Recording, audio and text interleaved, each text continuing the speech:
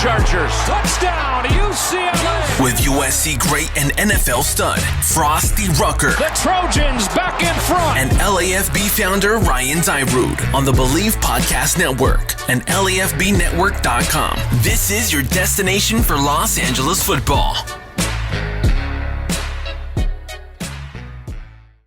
What's up, Los Angeles? Welcome into the LA Football Show here on the LA Football Network, LAFBnetwork.com. Our city, our network. I'm your host, Ryan Dyrud. This is the LA Football Show. Thanks for tuning in. Got a good one for you today. The draft, NFL draft, is 3 weeks away. Insane. You know, it's been a wild offseason. Rams won the Super Bowl. And then it's like, all right, then we get into free agency talk, draft talk. Free agency's wild. Rams signed Bobby Wagner. Obviously, we did the last show on that and what that means for the Rams. The Chargers did all their great stuff earlier on, getting Khalil Mack and J.C. Jackson and whatnot, and some big pieces there up front in the interior defensive line. And now we kind of pivot. I know there's still some free agents out there. There's been some rumors of the Rams like really targeting either Stephon Gilmore or Tyrann Mathieu. Crazy. I know. I mean, it sounds ludicrous considering the money that would cost most likely, but I mean, rumors are out there. And when there's rumors about the Rams, sometimes they tend to come true. So we'll keep you posted on all that. But we want to talk about the draft now because, you know, it's 3 weeks away in Vegas. Like I said, we're going to be out there at a little draft house we're making. It's going to be a blast. You know, Rams don't pick till pick 104 in the third round, but they still have 8 draft picks. I mean, there's still a lot of pieces they can add to this team. The Chargers pick at 17. And what do? Do they stay put and see who falls to them, take BPA, get lucky like last year with Rashawn Slater falling to them at 13 and then Asante Samuel Jr. falling them to in the high 40s? Or do we see a trade up potentially, package more picks to move up and go get their tackle that they really want on the right side? I think there's a lot of interesting conversations about what they should and what they will do. And I'm sure they'll do the opposite. But still going to be fun to talk about. So I'm actually going to be joined here in just a moment by Brentley Weissman. He is, formerly an NFL scout for the Chargers, ironically enough, and now works for the Draft Network as, one of their scouts and draft analysts. So great dude. If you don't follow him on Twitter, he's super knowledgeable, to the point, doesn't give you a lot of fluff, but he talks to me about, what the Chargers should do, what the Rams should do, his background in scouting, what the life of a scout is like. So a lot of fun things that we get into. It was a planned interview for about 20 minutes. We went for an hour. That's how much fun we were having, just talking ball, having a blast. So hope you guys all enjoy it. Before we get into that, new sponsor for the show, Bet Online. It's your number one source for all your betting needs and sports info and odds. You can find all the latest sports developments, including this week's odds for the Masters, my favorite golf tournament of the year. And also baseball is finally starting. Starts, I think, next week? Dodgers are taking the field with some new faces. See if they can get back to that, the big game, the World Series. So BetOnline is your continued source for all your sporting wager needs, including live betting in your favorite Vegas casino and poker games. Super easy to get started. So join today. Learn why everyone is saying BetOnline is the fastest and easiest way to wager on popular sports and games. BetOnline, where the game starts. All right. Last thing before we get into the interview. Way back when I started podcasting, I was with my good friend Talon Graff, the coach. We did our show. It's called The Coach and the Don back then. A lot of fun, NFL focused. But we did, I can't remember if it was his idea or my idea, but we started this new thing called 60-Second Soapbox. When you listen to the radio, I feel like specifically, some of these radio guys and, some of the best in the business, but when it's a sports program, say it's an hour-long program, a lot of these radio guys end up talking about nonsense for 40 minutes, and then they give you 20 minutes of sports talk. I know a few specifically that I love their show, but it's like, okay, how much actual sports talk we get? I think podcasts are better than that, but there's still some that really meander off the topics. Like my goal, and all of us here at the LA Football Network, has always been to give you true LA football talk. You want stuff on the Chargers, Rams, Trojans, Bruins, we're going to give it to you, and not a lot of fluff around it. Just give you the good stuff, give you great interviews, give you great content. But so me and Talon came up with this thing, like a 60-second soapbox. It's 60 seconds to give an update on life, job, family, complain, get on a soapbox for 60 seconds. That's your outlet. So I'm going to bring that back. I think that's good. 60 seconds, then I won't bore you with other stuff going on in my life for longer, but hey, 60 seconds to kind of talk. So here's my 60-second soapbox for April 6th. I don't know why I thought about this, but hey, maybe it can reach out to one of you and you'll feel something about it too. So as a, married family with a kid, and it's going to turn this back into football too. So I feel like what I find, and I'm a big to blame for this. I don't know if you guys are too out there, but when you have a child, we have a daughter, 2-year-old daughter, there's a lot of comparisons between the parents, right? So, oh, yesterday was my day, or, I work from home with her all day. Right now, she's actually with my mother-in-law, but for the most part, I do all this recording you see with her either during a nap or in the background. Many of you have seen her a bunch. So a lot of times I'll be like, oh, well, I was with Mia all day. I need to break this. And then my wife's like, oh, I work in 2 jobs. I'm doing this. I'm grinding this. It's always like a comparison, right? Like a battle. And when you look at football specifically, you want to always be a team page, right? Like you don't hear in the press conference the coach saying, well, I did my part, but quarterback just didn't want to throw the ball correctly. Obviously we can see stuff that happens and that's the case usually, but that's not the way it's perceived, the way it should be perceived, especially with good leadership. Quarterback's going to take the blame on him. So I was sitting there thinking, I'm like, man, who am I doing as a husband and as a dad comparing our duties day to day and how we do? We're a team. We're a parenting team. If one of us does more, picks up the slack on some days, the other one will on other days. There's no reason to call it out and to compare. So I say that all. If any of you out there think that, maybe the next time you're in that moment, and I know I will now, say, you know what? I don't need to compare. We're a team. So there's my 60-second soapbox. We'll do that every show. Just a little 60 seconds to update you about what's going on in the Dyrud house. Most of them will be funny stories, but that was a little deeper one. So there you go. Anyway, let's get into it. Brentley Weissman, the man, had a blast. Hope you guys enjoy. All right, joining me now on the LA Football Show right here on the LA Football Network. Very special guest, excited to pick his brain on the upcoming draft. Crazy. We're like, less than 2 weeks or 3 weeks away from the draft out in Vegas. It's insane. But joining me now, Brentley Weissman. He does scouting for the Draft Network, among a bevy of other things, has some history in the NFL, which we'll get into. But Brentley, my man, thanks for joining the show. How you doing? Ryan, it's doing well, man. Pleasure to join. Thank you for having me. As you mentioned, 3 weeks till the draft. Can't believe it's coming so quickly, but I'm so excited. I mean, I can't remember a draft with this much intrigue. The lack of clarity about where some of these top prospects are going to go has created a bunch of excitement for people like myself and yourself. And so it's going to be a promise to be a good draft for sure. Oh, absolutely. It's funny. I was talking to a buddy of mine last night, and I could be wrong. I don't think so, but I'm pretty sure the Vegas draft was supposed to be in 2020, right?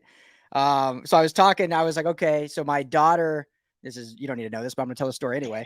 My daughter was due to be born May 2nd, 2020. So at the time I was like, oh man, I'm probably not going to be able to make it out there. I'd love to be, but it's like, that's cutting it close. I can't be missing my daughter's due date. Well, then my daughter comes 5 weeks early in March. So I'm like, all right, great. Now I can go. Well, then the world shuts down and now I do the virtual draft. And so now it's come full circle back in Vegas. We're going to be there live. Are you going to be out there?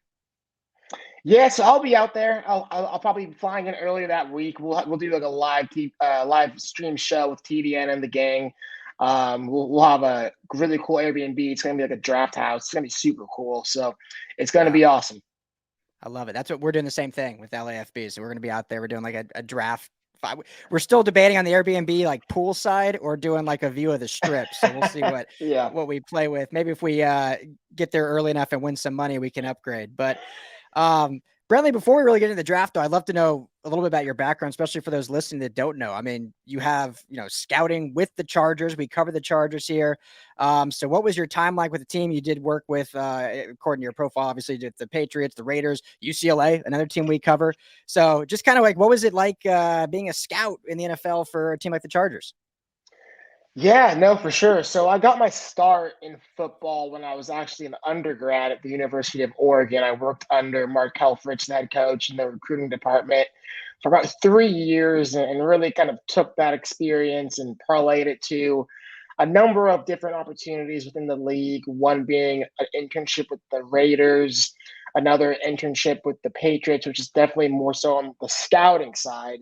Mhm. And that internship with the Patriots led me to my full-time role with the Chargers, where I was a scout for 2.5 years from 17 right towards the end of the 19, right before that draft. Yeah. So it was amazing. It was Mhm. really, my childhood dream to be able to become an NFL scout. Was able to live it, do it with a really cool organization, being from California myself. So being able Yeah. to stay in the state was something that's really important to me.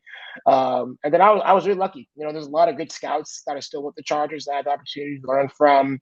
A bunch of guys who had different backgrounds, who had worked from with other teams previously. So definitely a blessing to get a start in the league with that organization and, still use some of the things I learned from them today.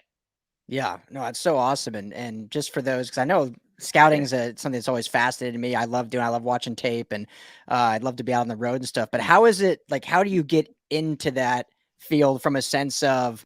I mean, you don't just like go online and apply. I'm sure. Is it networking? Is it? I mean, you said you did multiple internships. Is it kind of just who you know, and that's how you build into it, or is there a certain route you take to get into that? So for people who don't have family connections, it's who you know, Yeah. right? The NFL is like most industries, unfortunately, is nepotism. It's really like sons of X, Y, and Z get hired, and there's never any job postings. You know what I'm saying? Like you're never gonna see on teamwork.com, Mhm. hey, West Coast area scout for the Chargers. That's not how it works, right? Yeah. Normally, the son of the president is going to get the internship and then he'll make the connection and get hired out of college, et cetera, et cetera. But for people like you and I who didn't have any connections, it's just about being relentless and about Mhm. really knocking on doors that, that you don't even know if they're opened, right? So I remember when I was fresh out of college, I had just finished my New England Patriot internship. And, unfortunately, they didn't have a full time spot for me. So I'm Mhm. like, okay, great. Like, this is a good 2 month thing, but now what do I do? I'm fresh out of college, don't have a job. I'm Yeah. moving back to my parents' house. I'm working at a grocery store just for some cash. The Yeah. summer of 16, or sorry, the fall of 16, I think it was. But what I did is I was proactive. I got the emails of every single scouting director for every single team, sending them my resume, cold email. Hey, this is Brentley Weissman. This is who I am. This is my experience. I worked for the Oregon Ducks, the Raiders, the Patriots. This is what I want to do. Are there any opportunities? And I did that Mhm. for about 8 months straight. Mhm. For every top college team, every NFL team, just relentless. I remember I went to the Cal Pro Day here because I'm from the Bay Area. Mhm. Went to the Cal Pro Day with hard copy resumes and wanted to just hand out to people, to scouts who were on campus evaluating the pro day. And so really that's the name of the game. Just Yeah. being relentless until someone replies to your email, until someone brings you in for an interview, whatever has it. And so, the director of pro scouting for the Chargers got back to one of my emails, flew me out for an interview, and I did well in the interview and got hired. But again, for someone who doesn't have connections, it's all about just getting your name out there, you know, understanding that you're probably gonna hear a lot of no's before you hear a yes. Mhm. And then once you get the opportunity, you gotta crush it. Yeah, that's awesome. Yeah, it's all, I mean, that's the name of the game and everything nowadays is you got to just want it more than everyone else, right? In that interview, did they do like a big board like at the combine? But they're like, all right, what do you see traits in this? Like, I'm curious what that interview. I'm sure you can't share everything, but just what was the Yeah, interview like? no, I can share, some stuff, and I've had the pleasure of the honor, excuse me, of conducting four other team interviews throughout my career, and they're all pretty much the same. You'll meet with one scout, talk to him about your background. You meet with another scout, talk to him about your background. Kind of go through the list, right, of all Hmm. the people you want to meet in the facility, and then towards the end of that, they'll have you watch tape of a college player and then a player on their team. So I remember for the Chargers, this is back in 17, I had watched Max Turk, the center from USC, who I think Yeah. they drafted, maybe the year prior. And then I watched Trevor Williams, the former corner from the Chargers as well. So I Hmm. remember I watched those two players, watched 3 or so games of those guys and wrote them up. And, then I kind of presented my report to the director of play personnel, the director of pro scouting, et cetera. Mhm. Got some feedback, and stuff like that. You saw how I did, and that's kind of how it went. But that's really par for the course for most NFL interviews. You have you watch some tape, have you write a report, have you present what you watch, and kind of see your knowledge of ball. Yeah, that's awesome. It's it's always been, fascinating to me to see what kind of goes into doing that. Nowadays, it's like everyone is a scout, right? With all the film out there, and there's so much more stuff that people like me that didn't have a background or whatnot, but now I can go on YouTube and chop up these clips and put it out there. And do you think will be a day, and I want to phrase this correctly because obviously I think there's so much value in true scouting, but do you think there'll ever be a day where teams will say, hey, we can have these kids that sit and watch YouTube clips and they can give us reports and we don't have to have a general scouting team that travels, we do this? Do you think that'll happen, or do you think that it's still a needed commodity among teams to have that true scout that's at games, with players in locker rooms and whatnot traveling? That's a good question. I think we've already kind of seen some of what you were talking about in terms of, the organizations think they can hire people who are kind of independent contractors, right? Who are just watching the film, not necessarily traveling. And Mhm. you and I could do that, right? Like I know the Cleveland Browns, I think under Sashi Brown, I think was the Mm. GM, they were big into that. Yeah. They had hired people who weren't working for the team necessarily, but their role was just to watch film, compile data, and send it through, right? And well, I'm not sure how well that works. I don't know Didn't work too well for him, I don't think. but I do think at the end of the day, there always will be a value for having an internal scouting staff who can have boots on the ground on these college campuses at these games, because at the end of the day, it's the scouts' relationships that the teams and the GMs really value. Because if I'm an area scout for the Chargers, for example, and I've been in the area, call it the Big 12 area, the Mhm. kind of Arkansas, Texas, Colorado, Arizona, those states, right? And I've been in the area for 16 years. Yeah. I would have had 16-year relationships with some of those coaches, those strength and conditioning staffs, the tutors. Those are invaluable relationships where Mhm. I'll be able to get so much information that a new scout simply isn't going to get, because why should that school staffer trust a new scout? He doesn't know you, and that's why there always will be value for older scouts to have those relationships that can get that information, because at the end of the day, all scouts are information gatherers. Mhm. I think the tape evaluation for the scout's job is by far and away the least important job for a scout. Your Mm. job is really to get the medical, the character background when you're on campus. You're essentially a private eye. Yeah. You're a detective. Trying to get every last information on these kids, on these prospects, because at the end of the day, the GM's watching the top 100 players. He's watching their tape.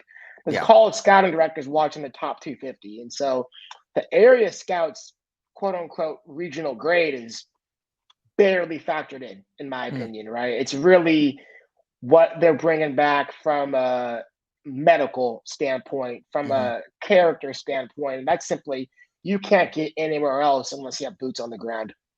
Absolutely. That makes total sense, and that's why it is so invaluable, I think, and why they will absolutely still kind of go in that way. And you mentioned the Browns. Yeah, I don't think that avenue they went necessarily worked out so good for them. Now they're obviously doing things a little different with different people in there. But um, so transitioning, I mean, you obviously probably some stuff in between, but how did you go from that to now being with TDN, with the Draft Network, and kind of being that person now that sitting behind the scenes and doing some scouting from your keyboard and whatnot? How'd you get into that role?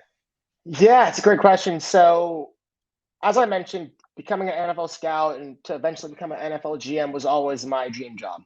right? And it always sounds great and looks pretty from the outside looking in, but once I got in and kind of saw the day to day grind and saw the lifestyle of, say, an NFL general manager or called scouting director. I knew pretty quickly I didn't want to do that anymore. I'm not saying that I don't appreciate the grind. I do. It's just that I realized that I love other things outside of football, Yeah. and there's a lot of sacrifices that would have to be made in order to really chase that dream as hard as I knew I needed to if I was going to stay in. And so I knew pretty quickly, like, this is fun, this is cool, I love what I do, but this isn't going to be for me for long term. And so there was an opportunity for me to leave the Chargers and go to UCLA in 2019, as I mentioned, and I was at UCLA for about 5 months, thinking, hey, like, maybe college athletics, college recruiting, college scouting is more my style, where less travel, more kind of job security, where if, like, I want to have a family, call it 5 years from now, this might be more of a long-term route for me. Mm-hmm. Well, quickly realized that college recruiting is hell, and I would never ever do that. So I Wow. I transitioned out of that as soon as I could, and so Yeah. left football altogether for a time being to do some sports marketing, which I still do. But during that process, COVID happened, and I realized, hey, I have Mhm. a bunch of extra time. I'm still really passionate about football. I still watch film. I can be an asset somewhere. And I thought, hey, maybe I can try the media route, right? So I reached out to Mhm. TDN, sent them some scouting reports, sent them my resume, and they hired me on as a part-time contributor, and it's grown ever since. And that was 2020, so this is my second year with the TDN team, and it's been great.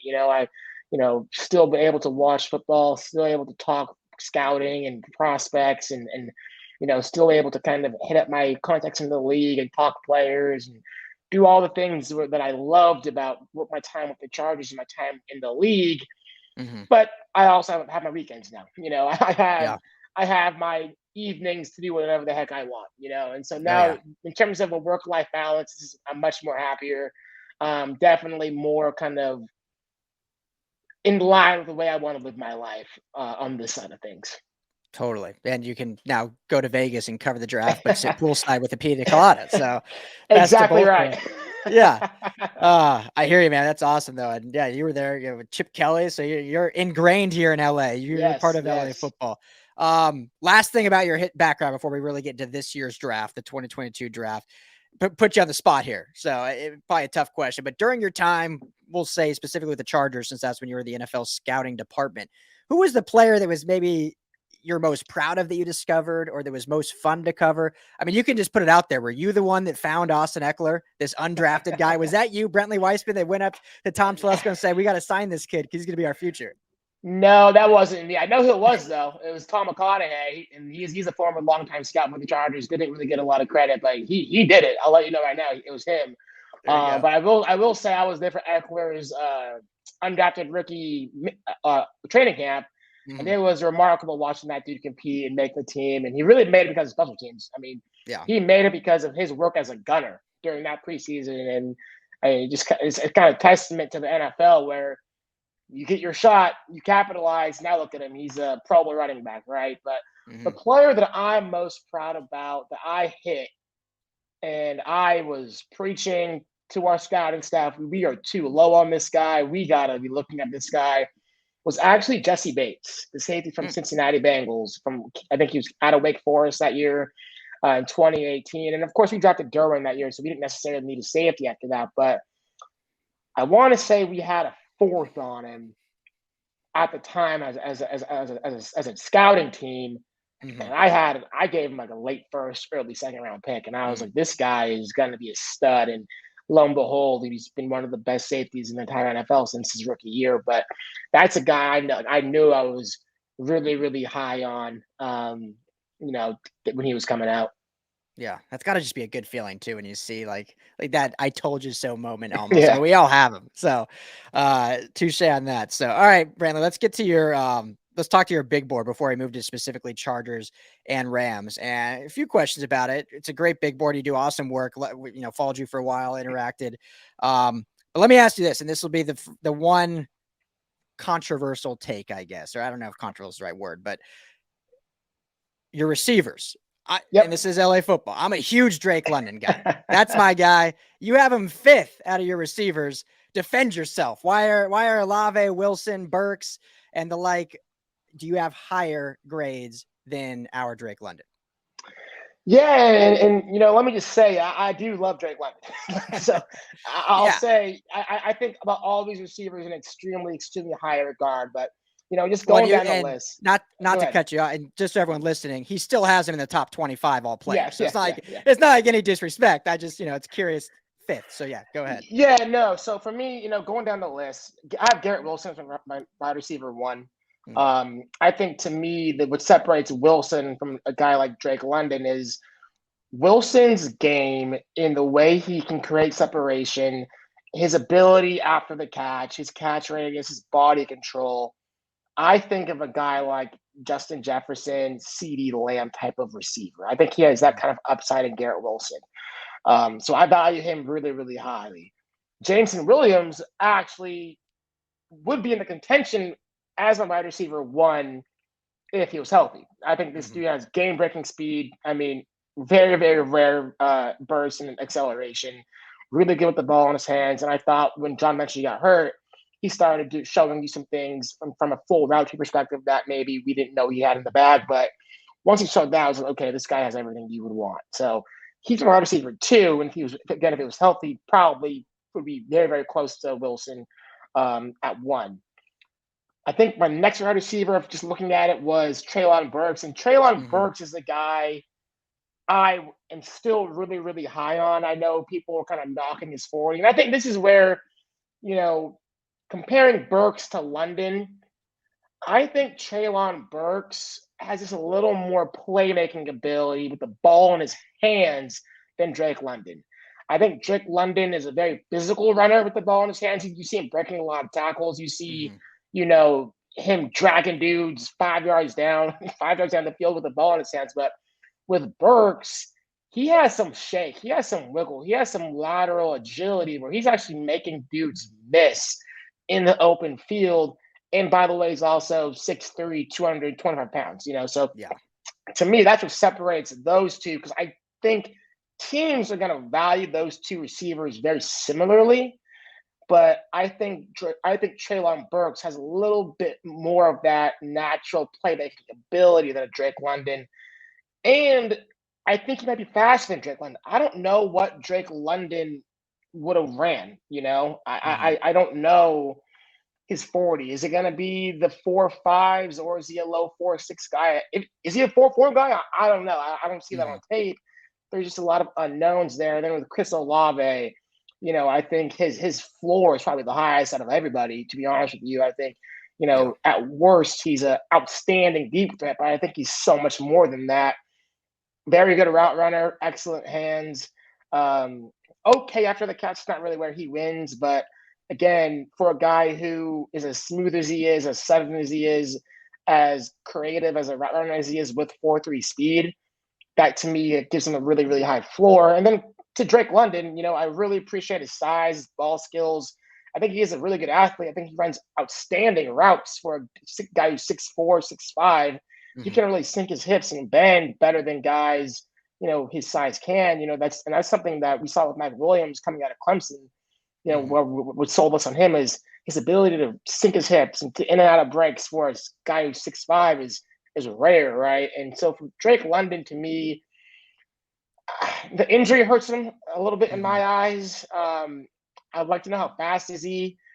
I don't think he's necessarily as sudden as some of the guys at the top of the route is that I might like. And again, I do like Drake London, but those are kind of the reasons why I have him stacked 5th on my board. But that being said, I could easily see a situation where he's the number 1 receiver drafted. I think it's going to be a thing, what flavor of receiver am I looking for? Am I looking for that kind of dominant X who can win in 50-50 situations, who's outstanding after the catch? A guy who can really be a threat in the red zone. If that's the guy I'm looking for, Drake London's my cup of tea, or Treylon Burks, right? If I'm looking for a technician, a guy who's crafty within the routes, really good with the ball in his hands, a guy who has excellent body control and can do a lot of things after the catch, that might be Garrett Wilson. If I'm looking for a true burner who's more of a linear guy, take the top off the defense and really kind of stretch the seam vertically, Jameson Williamson or Chris Olave, could be your wide receiver one. And so I think all five of these guys are going to be really, really good players at the next level. I have a first round grade on all five of them. So I think it's just a matter of kind of what you value when you are studying receivers. And just for me, kind of the way the five guys' skill sets stack, that's kind of how I had them ranked.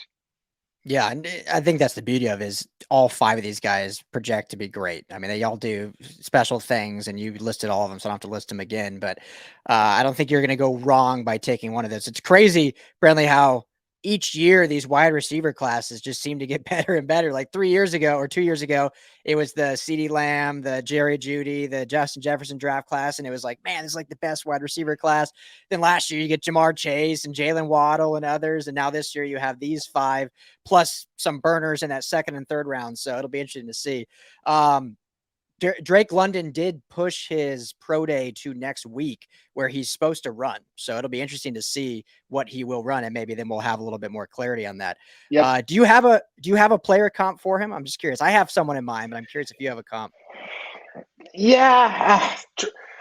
Drake London's tough because again, he is so unique in terms of his body control and movement skills for a guy that size. I definitely don't see the Mike Evans comp at all. I actually kind of see, and this is a little weird, but you remember Pierre Garçon? No, yeah. Like that's kind of who I see. I know London has bigger size, but Garçon always played big. He's athletic, more of that kind of box out receiver, get the ball in his hands, and he can break some tackles. That's kind of who I see in Drake London. I think he's going to be a better player than Pierre Garçon, but just stylistically, that's who I see. I'd love to know who you got. Yeah, I like Pierre, but okay, you can totally. I mean, you're the pro here, so you can just tell me I'm out of my mind. But I kind of see Brandon Marshall, formerly out of Central Florida, and a guy they drafted in the third round, but big body, great with the ball in his hand, great with space, could run the route tree, breaking tackles. I mean, it was so fun to watch him when he was getting double teamed, and you just couldn't stop him back in those early days with Jay Cutler throwing the ball in Denver, and that's being at every USC game. That was literally the USC offense was you got four guys on Drake, we don't care. Slovis just huck it up to him and see him make 13 catches and 200 yards. So I don't know if I'm crazy, but that's kind of the comp I see. No, I like that a lot. I think the only thing that would give me some pause, not even though, is just Brandon Marshall. I feel like he was just a little more explosive than Drake. But in terms of, as you mentioned, the ball skills, being able to high point the ball, physical after the catch, able to run the full route tree, I see it. I absolutely see it. I think that's a really, really good comp. Nice. All right. I'll take that. That'll be my told you stuff thing. Okay. So looking, because this is a good transition. So looking at the Chargers at 17, obviously they locked down Mike Williams, which is huge this offseason. So they're not pigeonholed to this position. But if one of these five falls, maybe they take that. Obviously they need offensive tackle. So kind of a two-part question. A, what do you see as the biggest need for the Chargers? And then B, which we can get into after if you want, but B, who do you like them taking at 17? Do you do for biggest need, or do you do BPA, or just kind of what are you thinking there? Well, I think without question, the biggest need is the right tackle. I think that's right now their biggest need. They went out in free agency and attack corner. I think if they didn't get JC, corner would have been my bet for pick 17. But now JC, that's not necessarily a major need. As you mentioned, they re-signed Mike and they traded for Khalil Mack to kind of help Joey off the edge, which I also think was another need. They signed Austin Johnson and Sebastian Joseph Day interior, which solves the need. I don't know if it exactly fixes it just yet, but I think as of right now, the most glaring hole on this roster is right tackle. You cannot go into next year with Storm Norton as your starting right tackle. You just can't do it. You cannot do it. I've heard Staley talk about, Matt Filer gives you versatility. He could play outside on the right. He did. He can. He did that for the Steelers for multiple seasons. He's a very serviceable right tackle. Like I'm not questioning that. Who plays guard then? Yeah. You take Filer from guard and put on right tackle. Now you have a major hole at guard. And so I think the best way to kind of help solve this issue would just be to draft a right tackle at 17 if one falls to them. I have a hard time seeing that happening. In a Mhm. perfect world, does Trevor Penning fall to them at 17? Yeah, if he does, hell yeah, let's make him the pick. Charles Cross, I mean, he's predominantly a left tackle who doesn't really give you too much in the run game. I think he's an outstanding pass blocker. But on the right side, you really want a guy who can be a mauler at the point of attack and help you generate some movement in the run game. I'm not even sure if Charles Cross is an outstanding fit for what they Mhm. want to do on the right side. But I mean, if he fell, I would take him because he's such a good player. I would try it. Yeah. But I just don't know if either of those names are going to fall. Well, okay. If it's not a right tackle, then where do you go at 17? I think that's where you mentioned what happens if a Jameson Williams falls. Yeah. And I know Yeah. he has the ACL, but you talk about that kind of game breaking speed, and you pairing it with a Mike Williams and Keenan Allen, and all of a sudden Justin Herbert really opening up the field. I mean, that's very intriguing. Or Yeah. even a Chris Olave, who again maybe not as electric as a Jameson Williams, but not far off, and Mhm. he's a much better route runner from the short and intermediate areas of the field, and he can play right away. So if you're replacing Jalen Guyton with a guy like Chris Olave, your offense goes through the roof, right? And Yeah. so I think if I was a betting man, I would, if one of those two guys fall, I could see that being the pick. Um, if not that, then I think a wild card might be linebacker. Mhm. I know, you know, traditionally Staley doesn't place a high amount of value on the position, but I have heard some rumblings that Kenneth Murray is not maybe, what they were hoping for, right? Mhm.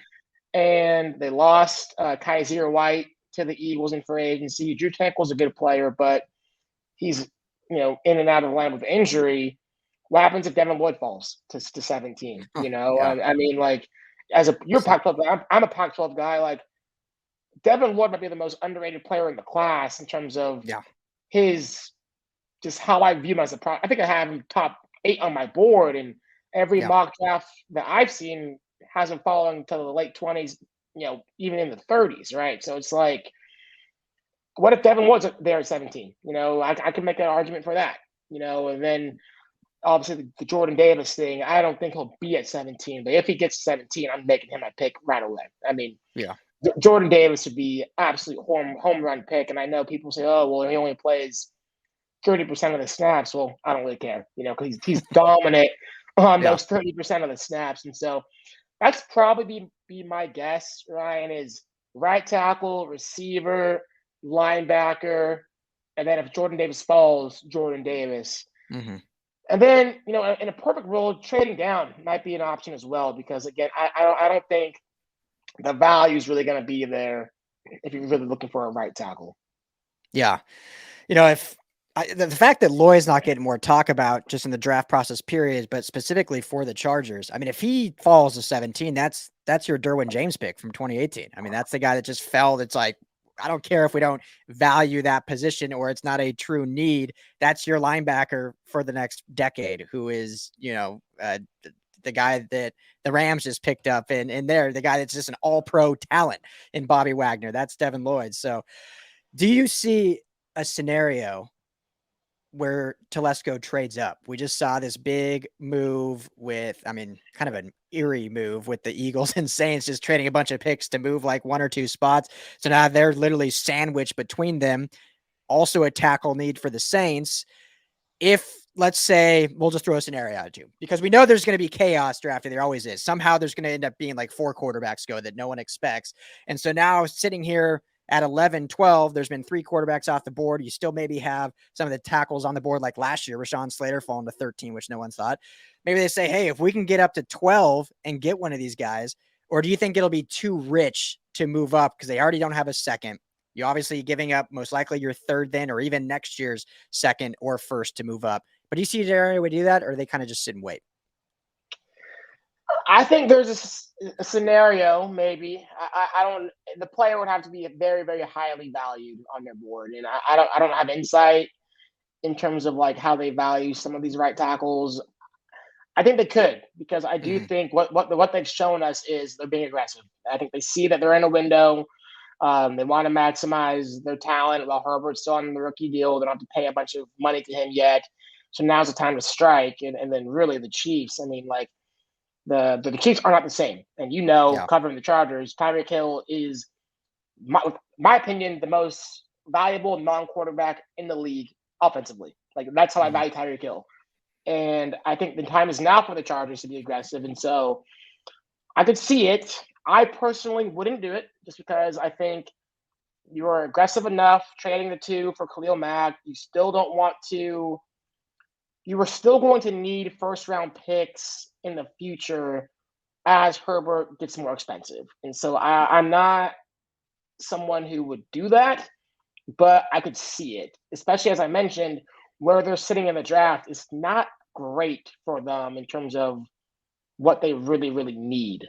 Mhm. Um, but I could see it. And another thing I didn't even mention is like if they're dead set on kicking Filer outside to right tackle, maybe Zion Johnson or Kenyon Green is a Yeah. possibility. And in which case, I would say let's trade back. You Mhm. know, let's trade back, pick up one of these guards. In the late 20s, and that would be a home run. Because Yeah. then you can do Filer at right tackle. Then you got Zion Johnson or Kenyon Green stepping in at a right guard, right or left guard. Now we're cooking with gas. Yeah. I think that's a very possible scenario and one that might work out better for them. And they can, maybe get that second pick back, but Exactly. which I think makes a lot of sense. But Tom Telesco never trades back. So we'll see if he shifts. But hey, we've seen stuff these last 2 years. We've seen him do things differently than in years past. Maybe this is the year he checks that off his box. So quickly go to the Rams. I've already kept you way longer than I said. So I apologize, but thanks for sticking around with me. Let me ask you this first before we get to the actual what you think they will do at pick 104 in the third round. As a former scout, does it drive you crazy seeing what the Rams do with their draft picks? Or as a scout, does it kind of make it more enticing because you're saying, all right, we don't even have to scout the top 100. We're digging deep. We're going to these smaller known guys to really give our true scouting grades on that not a lot of people know about because everyone grades the top 100. So what's kind of from a scout perspective, your thought on just how the Rams do things? Yeah, I remember when they first started doing these type of things. I wasn't the biggest fan. I do think at the end of the day, your team is built through the draft. Mm-hmm. Um, that being said, it has worked out for them. Obviously, they win the Super Bowl. I don't think it's sustainable, right? So I think they'll have to maximize their window here and hopefully rattle off a couple more while they can, because I think Mm-hmm. eventually they're going to have to blow this thing up and start picking. Les Snead can mock picks all he wants, but there's gonna come a time where he's gonna be making picks, and his track record's spotty at best. So um, as a scout personally, I was never rooting against the Rams, but I wasn't the biggest fan of how they did business. Obviously, it worked out though, but I Mm-hmm. will say, you know, making the move for Stafford changed everything. Yeah. And with that, you can't really hate on it. The minute they got Stafford, you knew it was probably going to work out more likelier than not. Yeah. Yeah, I've just always been curious about that because obviously a scout's job is, helping the team build. And all of a sudden when you have, I won't say no picks because they still have 8 picks in the draft. And every year they actually have a large number. They just don't have high end picks. But so speaking of that, first pick at 104, we won't go through the whole, they got a third and a bunch of like 4s and 5s and 6s. But at 104, kind of the same question. What do you see as the biggest need for the Rams who got some key pieces, signed Allen Robinson, signed Bobby Wagner, like I mentioned, but also lost some key pieces, lost Darius Williams in the secondary. OBJ is still sitting out there. But they lost some on the offensive line and Austin Corbett. A lot of key pieces of that Super Bowl run are no longer with that team. Andrew Whitworth retires.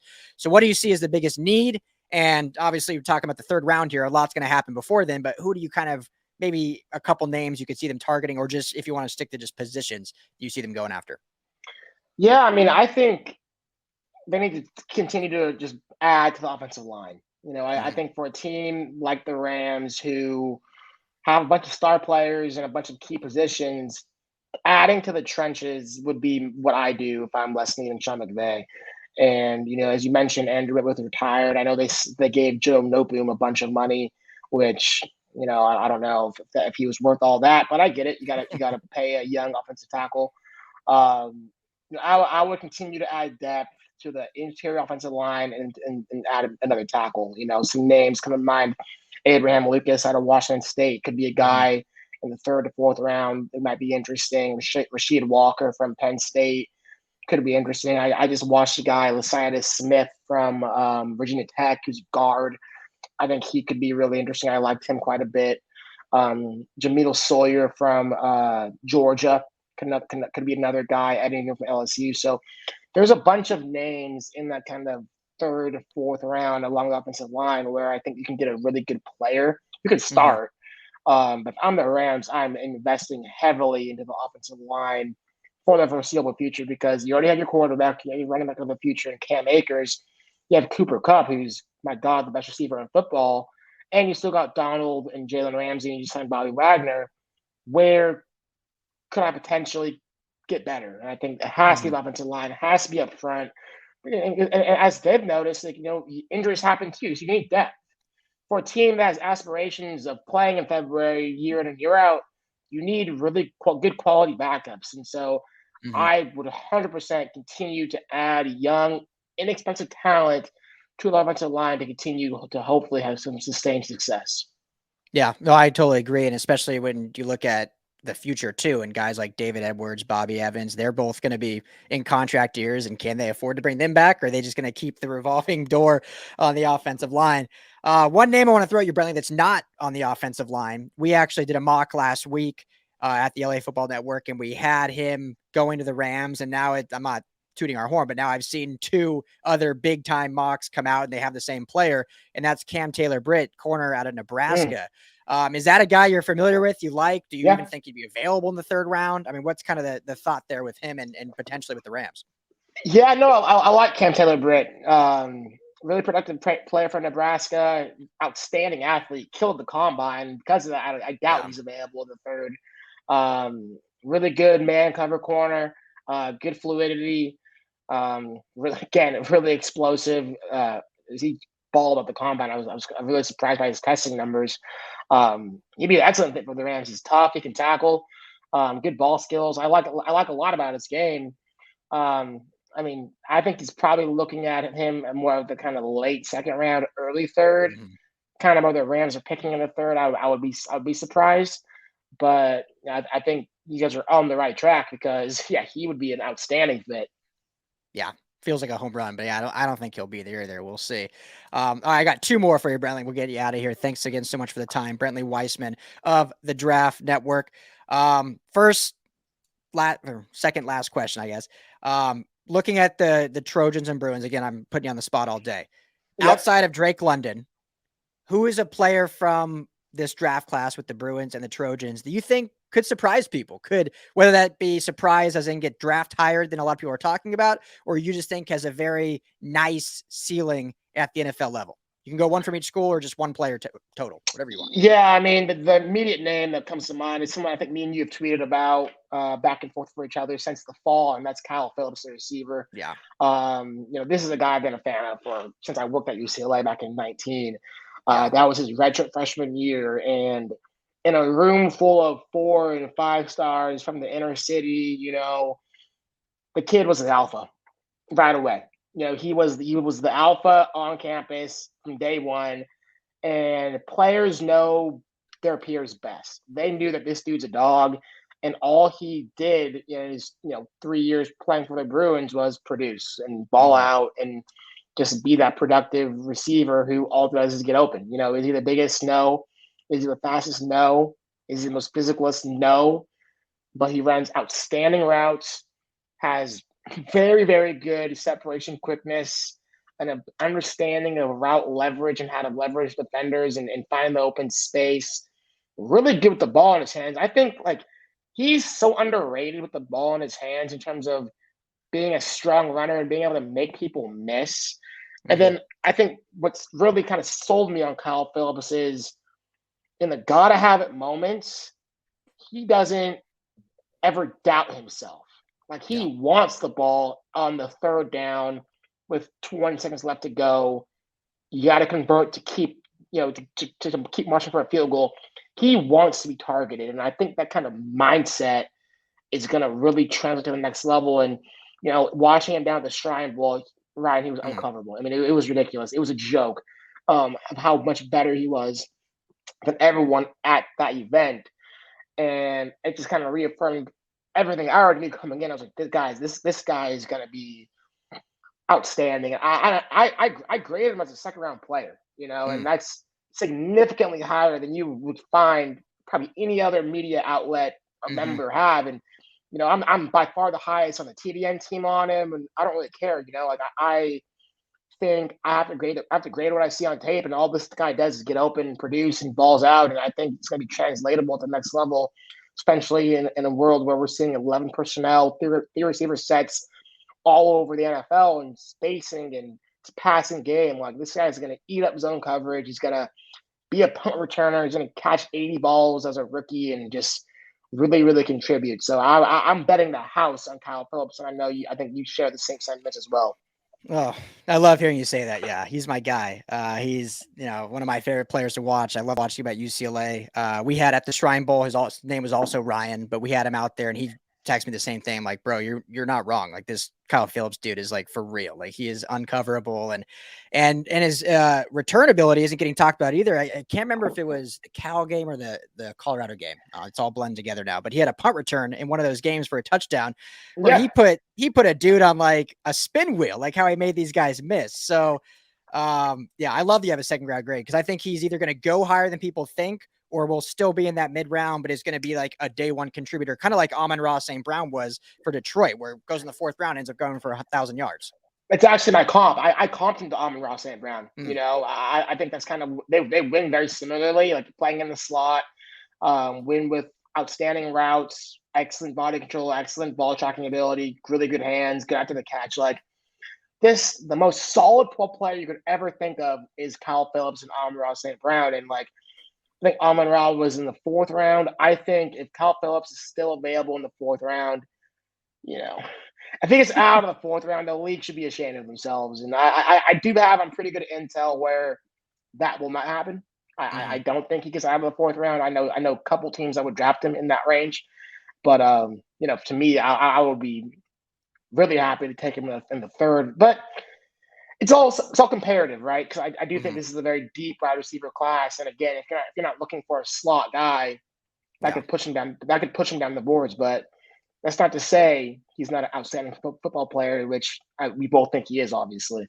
Yeah, no, absolutely, and I think that's when you look at last year, that's kind of what hurt Demetric Felton, right? Was he kind of was a phenomenal football talent, but just that Swiss Army knife ability, like no one could really peg him where they wanted him to play. And that's why I think he fell to the sixth round, because I thought he was way better than the sixth round player. And I thought he performed fairly well with Cleveland when he was given the opportunity. I was going to say, yeah, well. he played good this year. He definitely outproduced his, what was it? You said sixth round? Is that what sixth round pedigree? Like, yeah, I mean, I think sometimes we get too cute with some of these players where, we want to make Demetric Felton a receiver. The guy's not a receiver. Like, he was outstanding as a running back with a chip in the UCLA, and the fact that, like, you could use him as a receiver for, get creative on offense, create mismatches is fantastic. But like, the things he can do as a ball carrier on third downs and even in between the tackles, let alone he should have been the third or fourth round pick. Oh yeah. But I think we get too cute with some of these guys. We're getting down a rabbit hole, but it's like you see what Austin Eckler, Christian McCaffrey, Alvin Kamara have done to the NFL running back. Why would you not want Demetric Felton to stay with that? Like, same size, same speed, same ball carrying ability. And it's like, no, let's go make him a slot receiver. I'm like, I don't get that one at all. But I do think Cleveland's using him the right way. They got him on third downs, and then I'm excited to see him continue to develop. So I think he's only going to continue to get better. Totally. No, I totally agree. So, all right, Brentley, last one. We'll get you out of here. Appreciate the time. It's just a generic question. As a scout, as a draft analyst, what is the hardest position to evaluate? I know you do it all. What's the one? Obviously, quarterbacks are very hard to get right because they're so boom or bust, but just truly sitting down and grading and looking at film, what's one that's just really hard to truly evaluate? Yeah, for me, I probably say corner because you can watch a corner and you never really know what he's being asked to do. You know, what's his responsibility? Are they in cover three where he's supposed to be giving up all this cushion underneath? Is he in man and he should have been, carry the guy vertically and he did it, and that's why they get beat deep. It's really tough, and that's why you always want to be able to grade them as an athlete, grade their movement skills, grade their toughness, grade their ball skills, and not really try to focus on the end result of the play.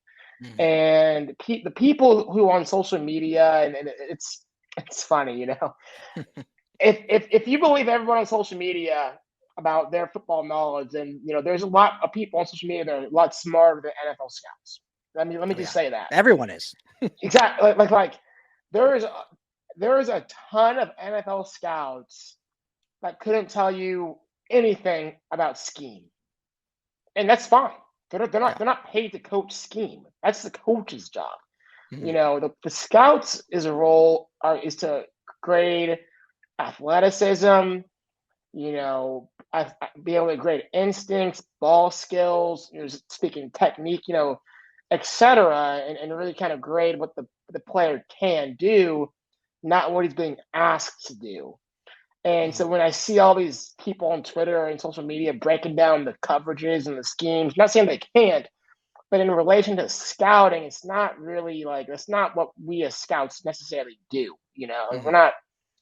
That's why you'll never see me doing the most on my socials because I don't want to be fake. I don't break down the schemes and the semantics of cover six. It's not what I do. It's not what I do in the NFL. But I still like to say, me not having that background, not having that knowledge of what the corner is being asked to do, and I don't pretend to, and that's why with corner it's tough. You really kind of gotta just trust your eyes. This guy is an outstanding athlete. He's smooth. He can pedal. He can open his hips. Very loose. He has ball skills. He has toughness. Those are the kind of things you got to train your eye to see with a corner, and not necessarily focus on he gave an 80-yard reception. Okay, I'm gonna knock him. Well, we have no idea if that was his fault or not. If that makes sense. No, 100%. There's so much contingent on every play that there's so much unknown. Whereas, receiver, we can see the route he runs, and obviously it's contingent on a good quarterback and a good throw. But corner, there's so much going on. So yeah, I think that's perfectly well said, and I agree. I've tried when the Chargers drafted last year, Asante Samuel Jr. I put on the tape, and obviously great tape, but there's so much you're like, I don't really know what was supposed to happen here. It looks good, but was it supposed to happen this way or whatnot? So, but my man, Brentley Weissman, thank you so much, bro. You can find him on Twitter at Brentley12, and obviously doing stuff at the Draft Network, and we'll hopefully see you in Vegas. But bro, thanks for the time, man. I really appreciate it. No, anytime. Yeah, definitely. Let's meet up in Vegas, and always open to coming on and talking ball. All right, that's going to do it for the LA Football Show. Big thanks to Brentley for stopping by. We got a lot of big guests coming on this show leading up to the draft, on our Chargers show, our Rams show, on our Draft is in Session show, on our Bruins Bible show, on our Salute to Troy show. Everything's in full swing still here at the LA Football Network, so make sure to stay all tuned to that. Last sponsor of the show, if you're going to any games, entertainment, anything where you're buying tickets, the Kings are about to make the NHL playoffs. Lakers got booted out, so they won't be in there. Dodger season starting. But if you need tickets, tickpick.com is the place you got to get them because they charge zero fees. You go to StubHub, you go to Ticketmaster, you go to SeatGeek, you go to Vivid Seats. You're all getting gouged with fees. TickPick, the price you see is the price you get. And I promise you, the price is comparable to what you see on StubHub and those others, but there's no fee. In order to get that, you got to use our link. It's tickpick.com/LAFB. Super simple. In the description below as well, you can just click there. So next time you're going to Dodger game, maybe you're going for opening day, if you're going to a Kings playoff game, if you're going to Pantages to see a show, tickpick.com/LAFB. Get your tickets there. It helps us out, and it's also going to save you some money on fees. So check them out. But thank you all for tuning in. Really appreciate it. Make sure to subscribe to the show if you're watching on YouTube, or subscribe anywhere you get your podcast. We are also on LAFBnetwork.com. Great articles and stuff going up on there. We also do our videos right on the website. All of our podcasts live right on the website. You can literally get everything you need at LAFBnetwork.com and never have to leave anywhere else.